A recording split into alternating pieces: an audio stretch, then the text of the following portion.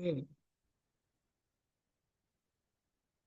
అర్థమైందా మీకు ఇప్పుడు నాగరాణి గారు?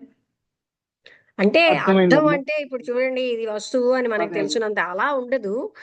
అలా మనకి ఉండదు. అవగాహన మననం చేస్తుంటే తెలుస్తుంది, ఇది కాదు మనస్సు పట్టుకుంటోంది, మనస్సుతో చేస్తున్నాను అని మనకు తెలిస్తే అది కాదు. అదే అమ్మా, ఆ, వర్క్ చేసేటప్పుడు ఎంతవరకు అవసరమో అంతవరకు మైండ్ని యూజ్ చేసుకోవాలి.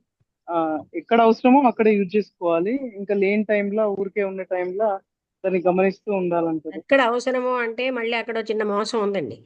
మా తగులు అమ్మా. తెరచడానికి మనస్సు ఇవన్నీ కాదండి. మనస్సు ఓకే. అనేది అసలైన సత్యాన్ని పట్టుకోలేదు. అదే మనకి ఇక్కడ మెయిన్ పాయింట్. Main point. అర్థమైందా మీకు? మనం పట్టుకున్నదంతా మిథ్యే. మనస్సు దాన్ని పట్టుకోవడానికి పనికిరాదు. అదే అడ్డం. ఇంకా అర్థం చేసుకోవాలి. ఉమ్. ఉమ్.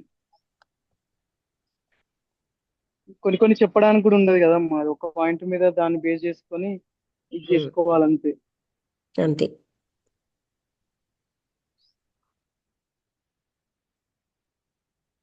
ముగించేద్దాం అయితే. Okay madam. ఓకే అండి. ఓకే అండి. Thank you.